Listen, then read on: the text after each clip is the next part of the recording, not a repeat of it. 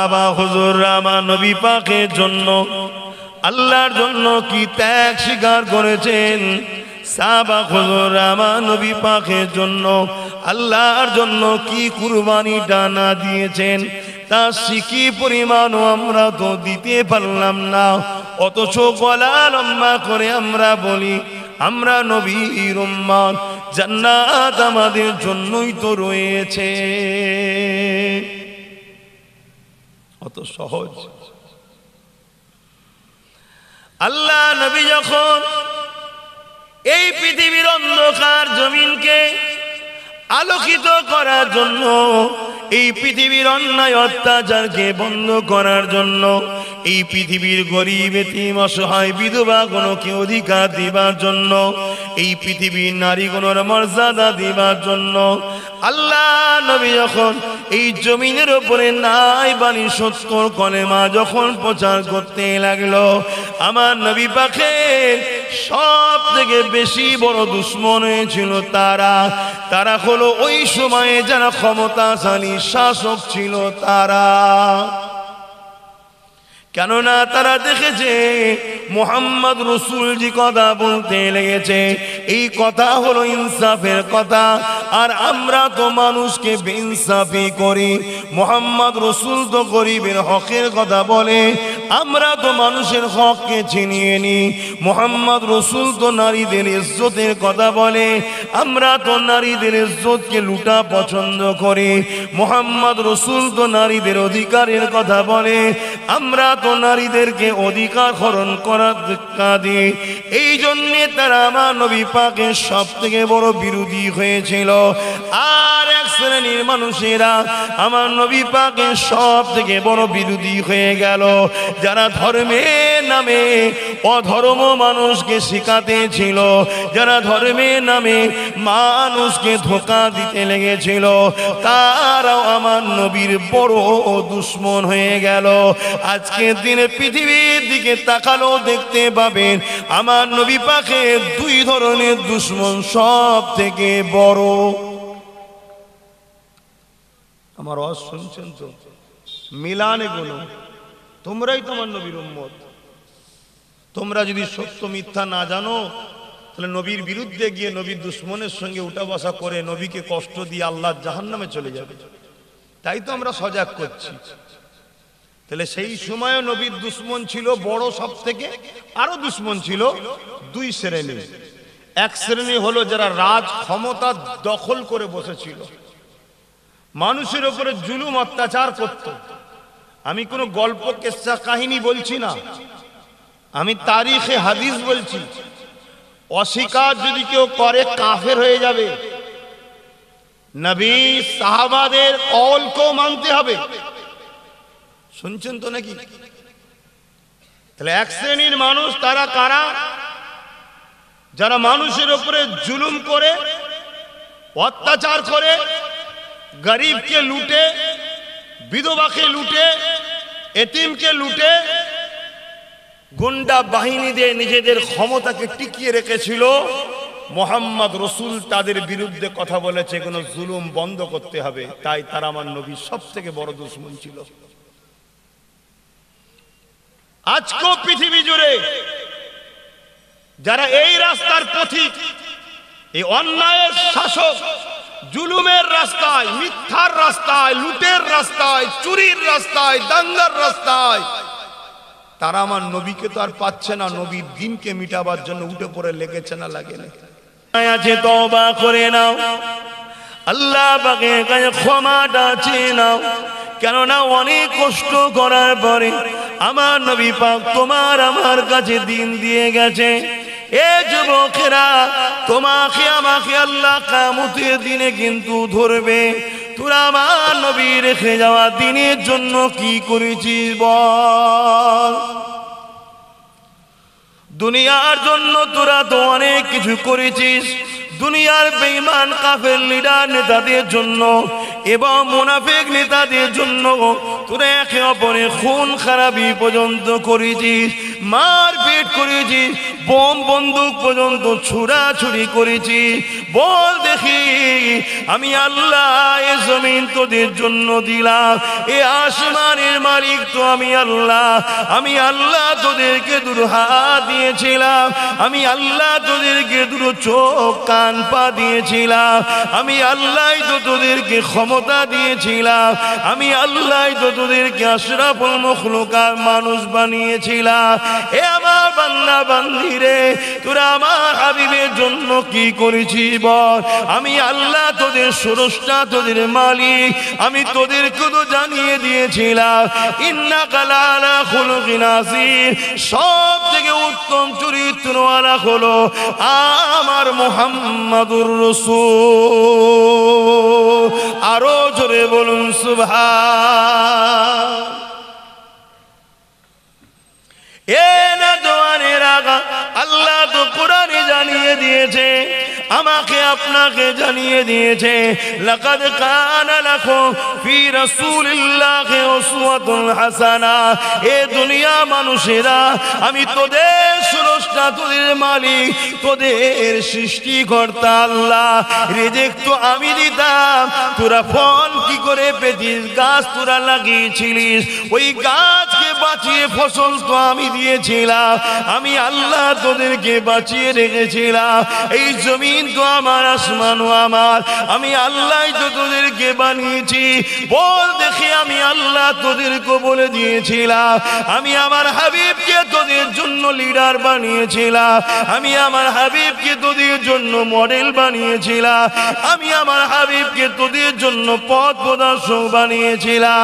তোরা আমার হাবিবকে কতটা অনুসরণ করেছিস বল? আমার হাবিবের জন্য কি করেছিস বল? আমার হাবিবের রাস্তা দেখানো রাস্তায় কতটা চলেছি বল? এ যুবক মনে রেখে দিও, আল্লাহ ছাড় দিয়েছে বলে ছেড়ে কিন্তু দেয়নি। আল্লাহ তোমাকে আমাকে পাকড়াও করবে, একদিন মাইকে ঘোষণা হয়ে যাবে, শোনো বিশেষ ঘোষণা, আব্বাস সিদ্দিকী ইন্তেকাল হয়ে গেছে। এই ঘোষণাটা তোমারও একদিন হবে।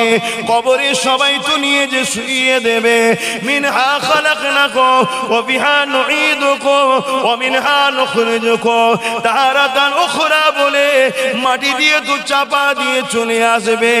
এ যুবকেরা, ওই দিন থেকে শুরু হবে তোমার জন্য আখিরাতের রাস্তা। প্রতিটা ঘাটিতে ঘাটিতে তোমার জন্য বড় প্রশ্নের সম্মুখীন হতে হবে। দুনিয়ার জমিনে তুমি কাফের নেতার পিছনে ঘুরে বেড়ালে, মুনাফিক পিতার পিছনে ঘুরে বেড়ালে, যারা মসজিদকে মিটাতে চায় তাদের জোগান গাইতে লাগলে, যারা মাদ্রাসাকে মিটাতে চায় তাদের ঝান্ডা ধরে ঘুরে বেড়াতে লাগলে, যারা জবানে বলে কোরআন শেষ হয়ে যাবে তাদের জন্য মিটিং মিছিল করতে লাগলে, যারা আযানের জন্য ফাইন করে তাদের জন্য তুমি আমি লড়াই করতে লাগলা। মনে রেখে দিও, আল্লাহ ছাড় দিয়েছে, ছেড়ে দেয়নি। একদিন তোমাকে আমাকে কবরে ঢুকতে হবে। আল্লাহ নবী জানিয়ে দিল, ওই কবরটা তাদের জন্য জাহান্নামের একটা গর্ত হয়ে যাবে।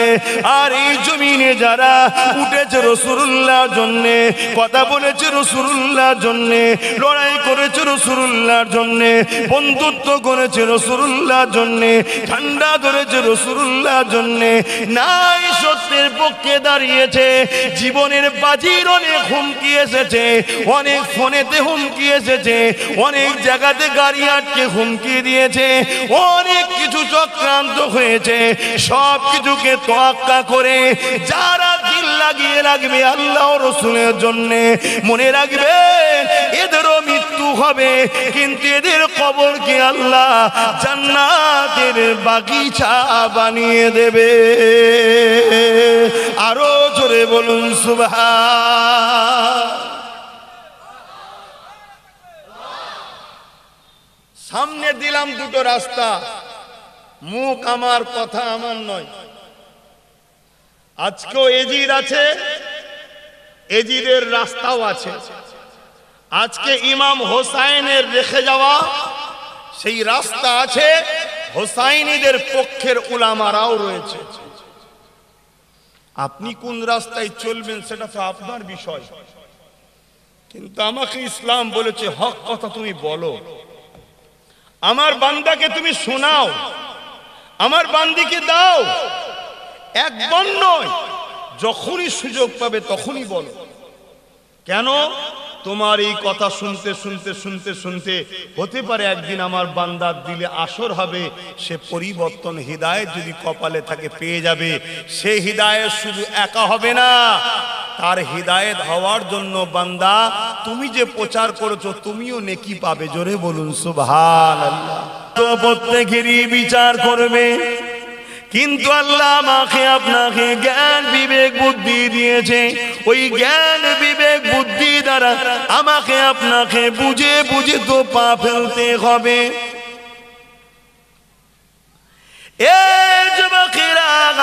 আগুন তো পুড়িয়ে যায়, আপনি জানেন আগুন যখন পোড়াবে আপনার তো ইচ্ছা করে আগুনে হাত দেওয়া উচিত হবে না, এরপরও যদি আপনি হাত দেন তাহলে বিপদের সম্মুখীন তো আপনাকে হতে হবে। আপনি তো জানেন যারা আমার আল্লাহ নয় রসুলের নয় তারা কখনো আমাদের কল্যাণ চাইতে পারে না। হ্যাঁ, হাতির দেখাবার দাঁত আলাদা থাকে, চিবাবার দাঁত আলাদা থাকে।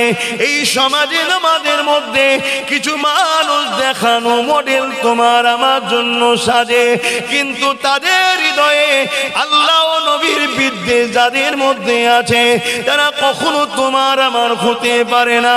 তাই তো আল্লাহ জানিয়ে দিলে, এ দুনিয়া মানুষেরা আমি তোদের জন্য আমার নবীকে মডেল করলাম, তোরা যাকেই ধরবি আগে তার মধ্যে আমার নবী আছে কি দেখ, তোরা যাকে পীর বলে মানবি আগে দেখ তার মধ্যে আমার নবী আছে কিনা, তোরা যাকে মুফতি বলে মানবি আগে দেখ তার মধ্যে আমার নবী আছে কিনা, তোরা যাকে আলেম বলে মানবি আগে দেখ তার মধ্যে আমার নবী আছে কিনা, তোরা যাকে ইমাম বলে ইক্তেদা করবি আগে দেখ তার মধ্যে আমার নবী আছে কিনা।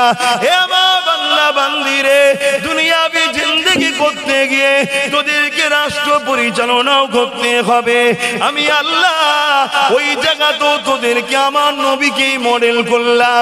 এই দুনিয়ার জমিনেও তোরা যদি কাউকে লিডার বানাতে চাস, কারো পিছনে যদি দাঁড়াতে চাস, কারো যদি জয়গান গানতে চাস, মনে রাখবি তার মধ্যেও দেখ আমার নবী আছে কিনা।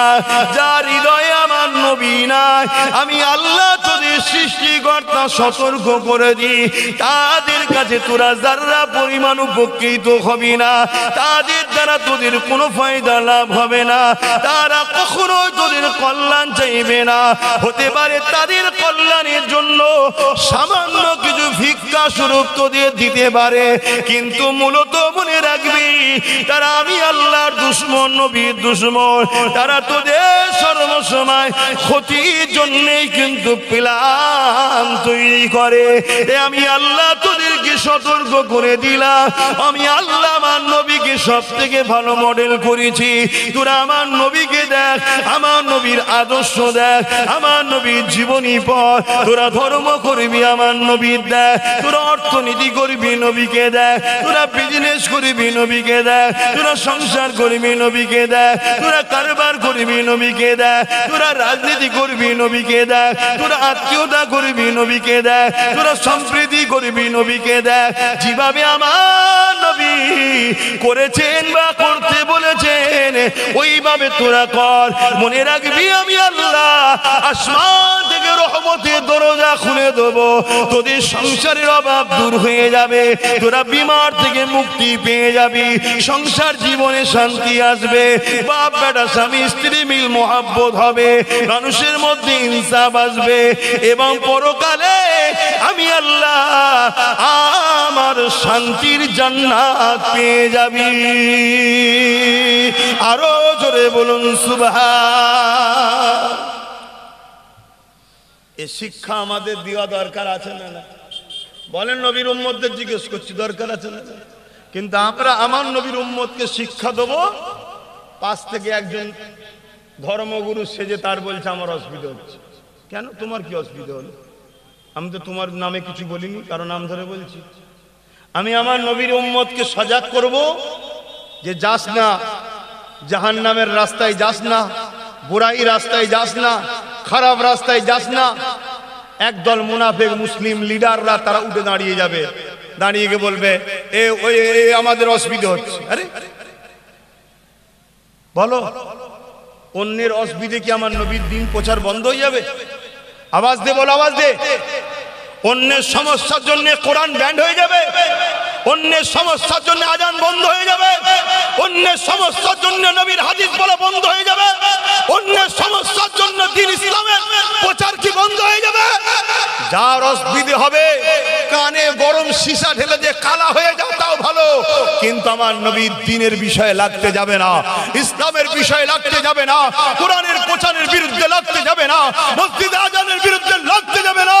যারা লেগেছে তাদের নাম নিশানা পুরো মিটে গেছে, যুগ যুগ পর্যন্ত তাদের উত্তরসূরিদের আর কোনো ঠিকানা পাওয়া যায়নি। জোরে বলুন সুবহানাল্লাহ, আরো চিৎকার দিয়ে বলুন সুবহানাল্লাহ।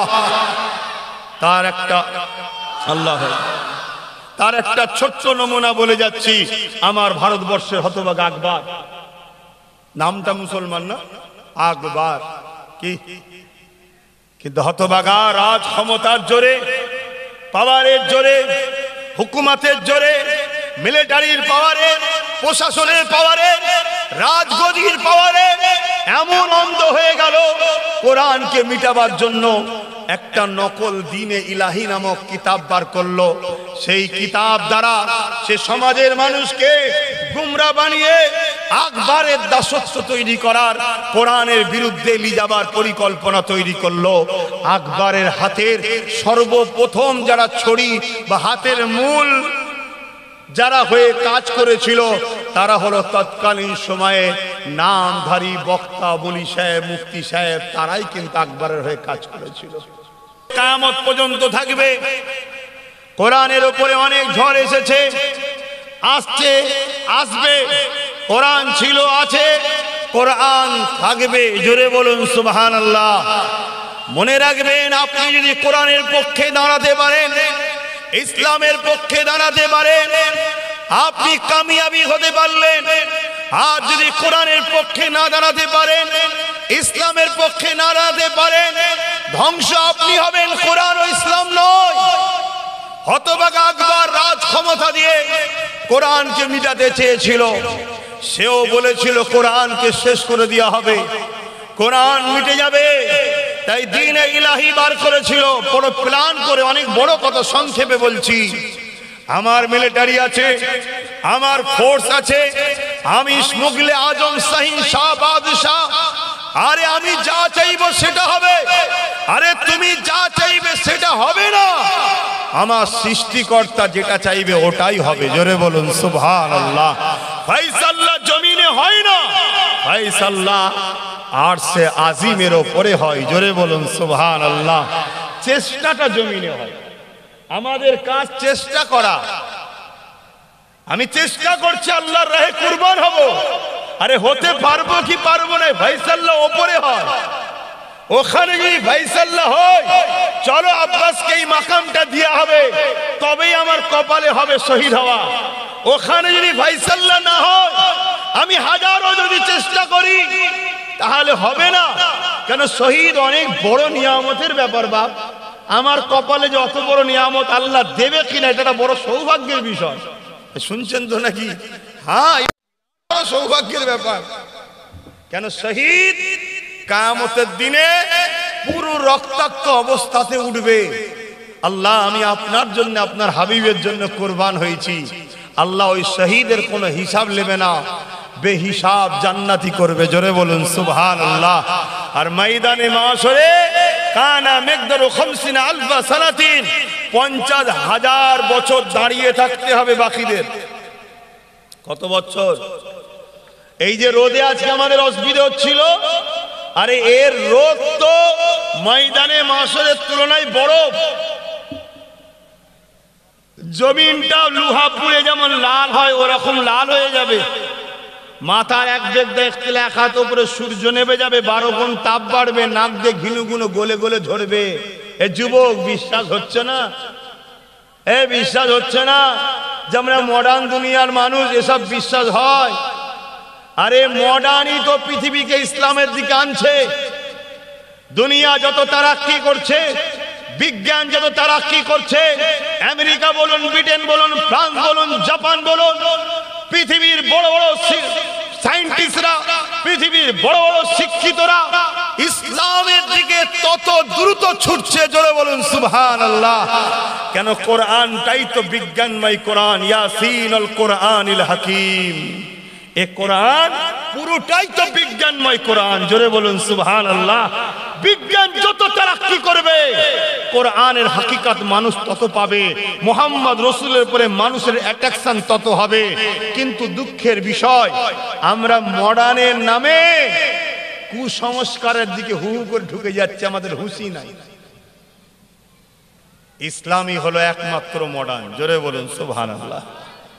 হ্যাঁ, এর মতো সৌন্দর্য, এর মতো খুবিয়া, এর মতো আদর্শ, এর মতো শান্তি, এর মতো নিরাপদ, এর মতো সর্বদিকে সমস্যা আপনি দেখান না। দ্বিতীয়টা মেনে নেব,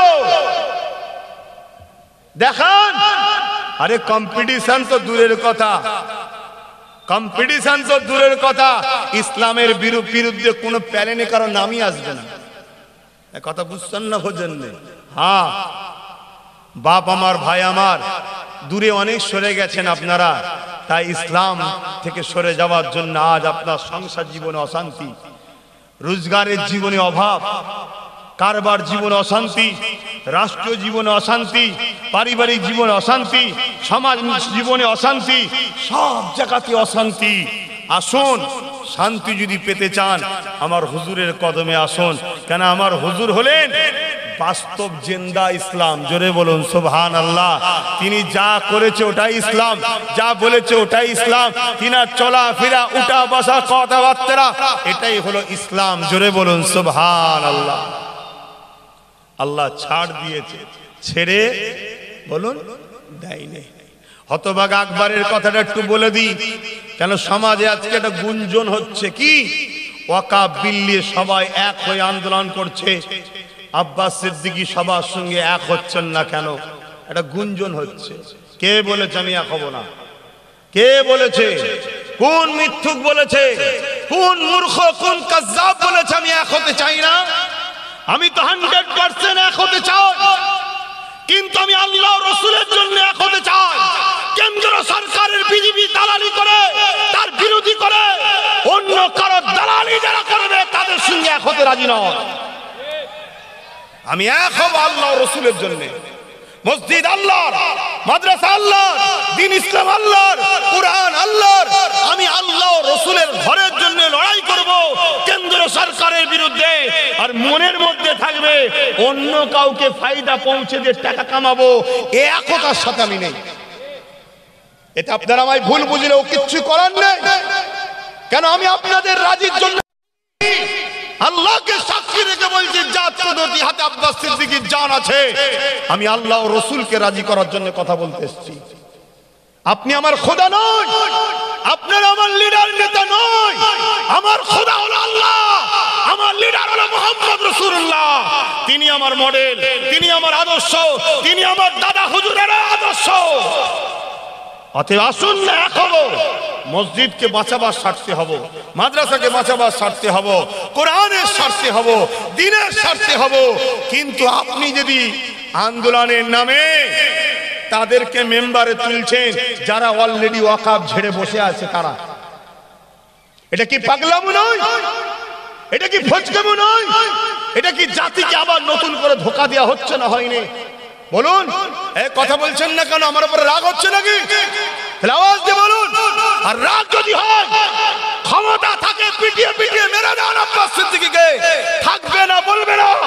আর যদি আমার আল্লাহ আমাকে বাঁচায় আর বলায় তাম পৃথিবীর বেঈমান এক জায়গায় হয়ে যা, মুনাফিক এক জায়গায় হয়ে যা, এক মুজাদ্দিদ আল পেসানি যেমন ঠিক ছিল, হতভাগা আকবরের বিরুদ্ধে লড়াই করেছিল, বাকি উলামারা সব আকবরের দিকে চলে গিয়েছিল, আমার আল্লাহ মুজাদ্দিদ আল পেসানিকে জিতিয়েছিল। ইনশাআল্লাহ মুজাদ্দিদ আল পেসানিকে ফলো করে চলি, তিনি আমাদেরও তরিকাতের একজন পিরানে তরিকাত। আমার আল্লাহ আমার জন্য যথেষ্ট। জোরে বলুন সুবহানাল্লাহ, আরো জোরে বলুন সুবহানাল্লাহ।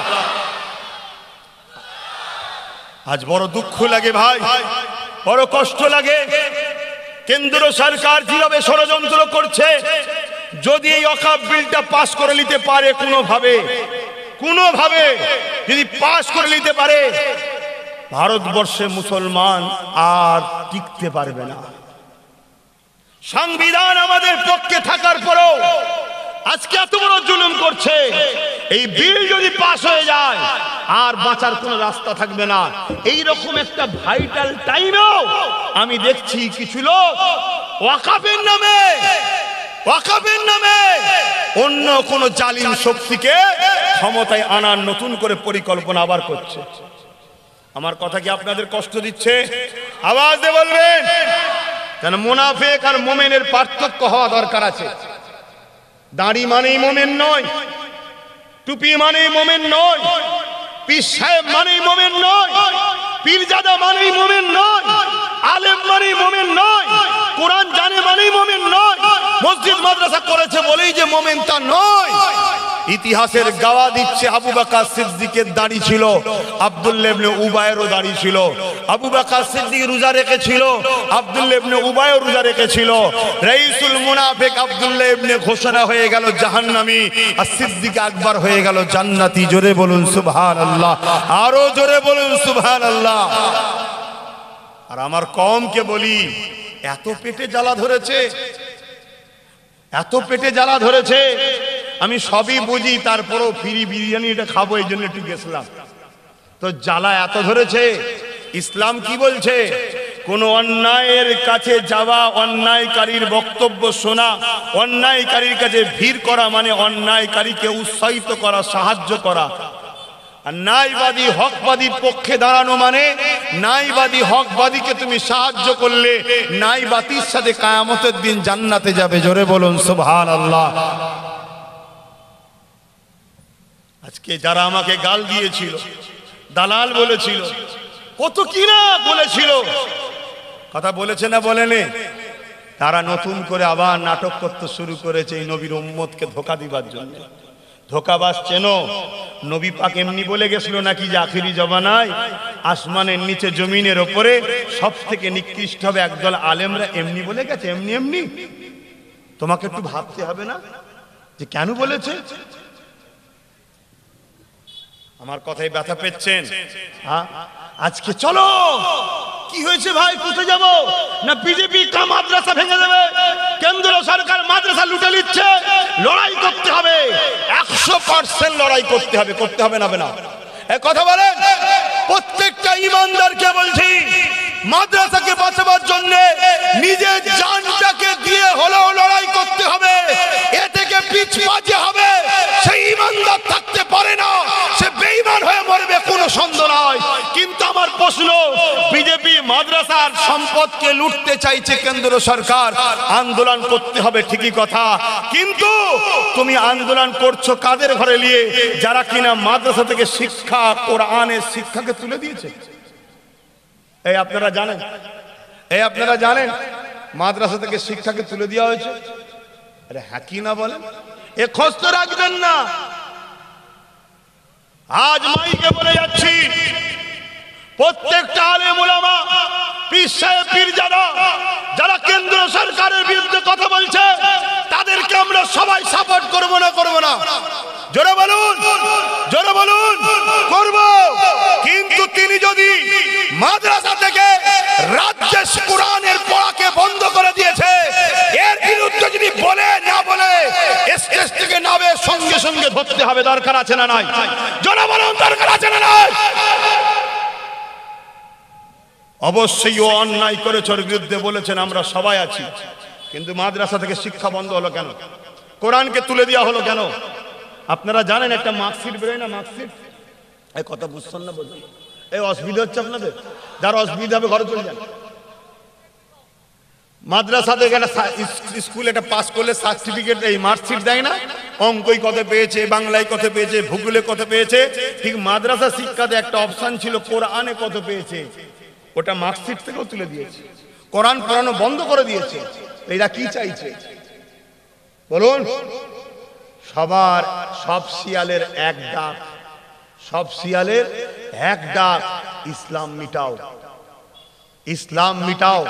আজ থেকে 100 বছর আগে একটা সংগঠন তৈরি হয়েছিল যাদের লক্ষ্য ছিল 100 বছর পর ভারত থেকে ইসলামকে মুছে দেবো।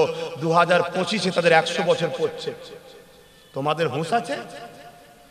তোমাদের হুঁশ আছে?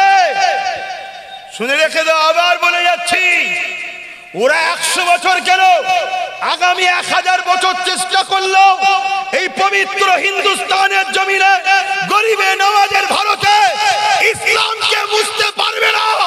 আমি চ্যালেঞ্জ দিয়ে যাচ্ছি, ইসলামের পিছনে যত লাগবে তত ইসলাম ভারতে বড় করে আরো বাড়বে। জোরে বলুন সুবহানাল্লাহ, আরো জোরে বলুন সুবহানাল্লাহ। কিন্তু আমি মুসলমান, আমি কোরআনের দাবিদার, কোরআনকে মাননেওয়ালা, আমি বলি ভালোবাসি। আরে আমার একটা মনুষ্যত্ব দায়িত্ব আছে না নাই? আয়ের বিরুদ্ধে, অন্যায়ের বিরুদ্ধে প্রতিবাদ করা দায়িত্ব আছে না নাই? কিন্তু এ তো এক চোখের বিরুদ্ধে আর এক চোখকে সাপোর্ট করা হচ্ছে। কি কথা, কি কথা? অন্যায় কি অন্যায় বলুন। আব্বাস সিদ্দিকী কেন বলেছেন আপনি এক হবে না? আমি তো এক হতে চাই। আমি তো ছোটখাটো মানুষ একটা, আমি তো বাঁচতে গেলে আমাকে তো একই থাকতে হবে রে বাবা। কিন্তু না, তাদের সঙ্গে বাঁচতে আমি রাজি নয় যারা আমার নবীর দুশ্মনদের জন্য আন্দোলন করে। এই কথা শুনছেন না শোনেন? তাহলে কেন এক হচ্ছে নি খবর পেয়েছেন? আজকে অনেকে বলছেন, আবার পরে এখানে যখন নামলাম কয়েকজন শোনাচ্ছে যে এরকম একটা কথা চলছে যে সবাই এক হয়ে যাচ্ছে, আব্বাস সিদ্দিকী কেন এক হচ্ছে না? আরে কে বলেছে আমি এক হব না? আমার ভুলটা ভাঙছে না ভাঙেনে? তাহলে আমার বিষয়ে মিথ্যা ষড়যন্ত্র হচ্ছে না হয়নি? তাহলে কেন এক হচ্ছে নি মাথায় ঢুকেছে। এবারে আপনারা বলুন, আমি কি এক হব তাদের সাথে? কথা আপনারা বলুন, কারণ আমি আপনাদের ঘরে ভালোবাসি। আপনারা আমার দাদা পীরের মুরিদ, নবীর উম্মত। হাত তুলে বলুন এক হব। হ্যাঁ হব। হাত লম্বা করে বলুন এক হব। বড় দুঃখের বিষয়, হতভাগা আকবর। একটু তাহলে শুনুন আকবরের কথাটা, আরো উত্তরটা ক্লিয়ার হবে। এই বাবু অন্ধকার, খোদার গজবে পড়ে যাবি, খুব বিপদে পড়ে যাবি, তখন দিশেহারা হয়ে যাবি। আমার সাথে ঘাঁটিসনি বাবা, আমার সাথে ঘাঁটিসনি। আমি কারও তাওয়াক্কা করিনি, কেন আমি এতটুকু জানি আমার শরীরে যে জানটা আছে ওটাও আমার নয়। এটা আমার নাকি? এই বলবেন এটা আমার তো? আল্লাহ, আল্লাহ দিয়েছে, তৈরি করেছে তো আল্লাহ, আল্লাহ তো দিয়েছে, আল্লাহ ব্যবহার করতে দিয়েছে। যা আব্বাস সিদ্দিকী শরীরে থাকবে, যা আল্লাহর জিনিস, সময় হবে এই চলে আয়, বেরিয়ে চলে যাবে। হ্যাঁ এতদিন আমার সাথে ছিলিস, কিছুক্ষণ থাক, আর তুমি কে হে, যাই চলে যাবে। ঠিক না বেঠিক গো? অতএব এটাও যখন আমার নয়, তাহলে কি আশায় আমি এত চেষ্টা করব? হ্যাঁ, কার জন্য ভাববো? নিজের জানটাই নিজের নয়, ও মালিকের সৃষ্টি করা জিনিস। আল্লাহ সৃষ্টি করে দিয়েছে, যতদিন থাকবার থাকবে, যতদিন ডাকবে ডেকে চলে যাবে।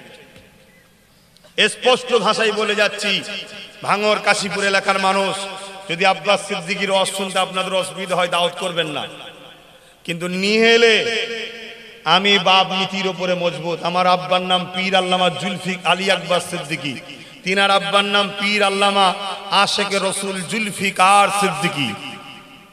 অজ করতেন না, কানা মৌলবি তোকে মেরে জেল খাটতে হয়, জেল খাটবো, নবীর বিরুদ্ধে কথা। তাহলে আমরা নবীর পাগল বাপ, নবীর ব্যাপারে কোনো গুঞ্জাইশ নাই।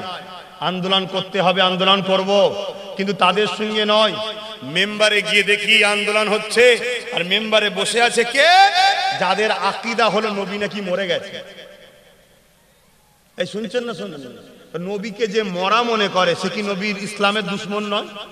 ইসলামের দুশ্মনকে সাথে করে নিয়ে বলছে কেন্দ্র সরকারের সঙ্গে লড়াই করবো। আরে এ গাদ্দার সব বলে দেবে গিয়ে কি কি প্ল্যান করছিস। ওই জন্য মুনাফেক দলে রাখতে নাই, মুনাফেক থাকলেই বলে দেবে। কামিয়াবি আমার আগে কেউ ওয়াজ করছিলেন জানি না, কে যেন ওয়াজ করছিলেন আমার আগে, উনি বদরের কথা বলছিল না। বদরে 313 জন জিতলো কি করে? 313 জনই ইমানদার ছিল, একটাও গাদ্দার মুনাফেক ছিল না। আর যদি থাকতো, ও ঠিক আগে যে প্ল্যান বলে দিত আবু জেলকে গিয়ে, এই প্ল্যান হচ্ছে, সব ভেস্তে যেত। এজন্য ঘরের খবর মুনাফেক বার করে, আর মুনাফেককে দাঁড়ি টুপি পরিয়ে আমাদের মধ্যে ঢুকিয়ে রাখা আছে, আর তাকে মানুষ মাঝে মাঝে মাসে মাসে মাসে সব দিচ্ছে। বুঝতে পারছেন না? আর চলে আসে, ও পুরো আমাদের সাথে থাকে। কি চিল্লাবে, ও যখন গাল দেবে দেখবেন ওর বিরুদ্ধে কিচ্ছু কথা হবে না। যেমন আজকে পূর্ব মেদিনীপুরটা কত ভুলভাল বকছে দেখছেন না? এই একবারও ধরছে, ধরে নে। আর ইমানদার তোমাদেরটা যদি একটু কিছু বলে উনি বলবে তুললে আসো। কিছু বুঝতে পারছেন না, পারেন না? এটা সেটিং সিস্টেম, সেটিং সিস্টেম। এই কথা মাথায় ঢুকেছে না ঢোকে নে? তাহলে এই জায়গায় কি তোমরা হাঁপিয়ে যাচ্ছ নাকি? এই হাঁপিয়ে যাচ্ছ? আরো 2, 10, 20 হাজার কেন, 2 লাখ 20 লাখ কেন, আরো 2 কোটি যদি ভারতে মুসলিম যুবকদের বুকের তাজা খুন দিতে হয়, দিতে হবে, কোনো টেনশন নেই। ন্যায়ের পক্ষে থাকতে হবে। জোরে বলুন সুবহানাল্লাহ, আরো জোরে বলুন সুবহানাল্লাহ। কারোর উপরে জুলুম নয়, ইনসাফের পক্ষে। তো আকবর ও দিনে ইলাহি বার করলো, হযরতে মুজাদ্দিদ আল পেসানি বিরোধী করলো। আর আকবর সমাজের সব ভিআইপি, বুঝতে পারছেন তো, সব বড় বড় টাকা দিয়ে মুফতি, মৌলানা, পীর সাহেব, খানকা সাহেব সব কিনে দিল। শুনছেন না? মোটা মোটা টাকা দিয়ে কিনে নিয়েছে। আর তাদেরকে সামনে সারিতে নিয়ে আসে, তাদের পিছনে বেকআপ দেয়। তোমরা বড় বড় সেমিনার করো, আমি আকবর পয়সা দেবো। তারা মাইকে দাঁড়িয়ে বড় বড় সব স্কলার, বড় বড় মুফতি, বড় বড় মৌলানা, বড় বড় পীর সাহেব দাঁড়িয়ে গিয়ে সব বক্তব্য দিচ্ছে, সমাজ বোঝো, সমাজ বোঝো। আর আম মানুষ ভাবছে মৌলানা বলছে, মুফতি বলছে, আর এত সবাই। মুজাদ্দিদ আল পেসানি ঠিক বোঝে নাকি? উনি একা কি করবে? শুনছেন না? শোনেন না? এভাবে গুমরাহি করা হয়েছে। ইতিহাস কেন ঘটে? আমাদেরকে আল্লাহ সজাগ করাবে বলে, নিউ জেনারেশনকে জানাবে বলে। মুজাদ্দিদ আল পেসানি কিন্তু একাই আকবরের বিরুদ্ধে লড়াই করেই যাচ্ছে, লড়াই করেই যাচ্ছে, লড়াই করেই যাচ্ছে। আকবরের বিরুদ্ধে লড়াই করতে করতে মুজাদ্দিদ আল পেসানি হুজুরের কথা শুনতে শুনতে কিছু আলেম উলামা তাদের ঘুম ভেঙেছে, তারা মুজাদ্দিদ আল পেসানির পিছনে আসছে। জোরে বলুন সুবহানাল্লাহ। আকবর দেখলো, আরে এ তো উল্টো দিকে যাচ্ছে এবারে লাইন, শুনছেন না? উল্টো দিকে যাচ্ছে। তখন কি করলো? আকবর লড়াইয়ের ঘোষণা দিল, অমুক ময়দানে আসো, যুদ্ধ হবে। মুজাদ্দিদ আল পেসানি ঘোষণা করে দিল, আমি যাচ্ছি আল্লাহ ও রসুলের জন্য, কোরআনের পক্ষে আমি যাচ্ছি। কারা আছো আমার পাশে দাঁড়াতে চাও, চলে আসো।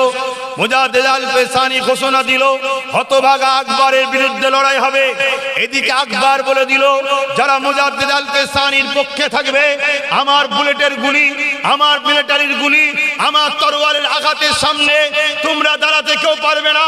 তাই আকবরের ঘোষণা হচ্ছে, যারা মুজাদ্দিদ আল পেসানির পিছনে দাঁড়াবে তাদেরকে সব জেলে দিয়ে শাস্তি দেওয়া হবে, মৃত্যুদণ্ড দেওয়া হবে। ময়দানে গিয়ে মুজাদ্দিদ আল পেসানি হাজির হলো।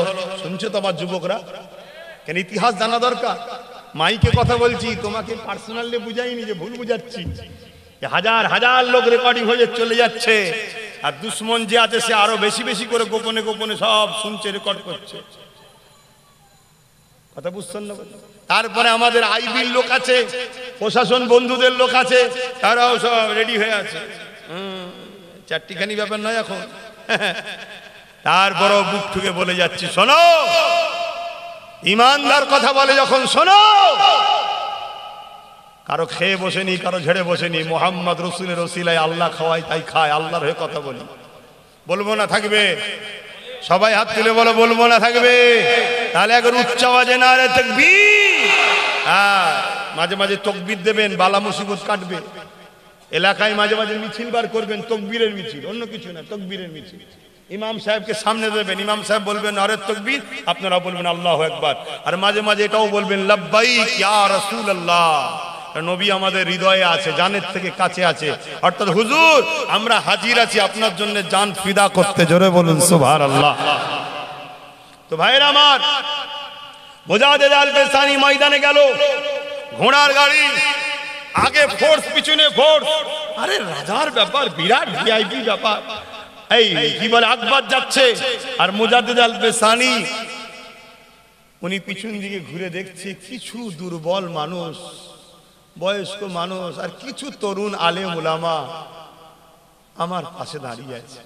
গুটি কত, শুনছেন তো নাকি? মানে হাতির কাছে চড়ুই পাখি।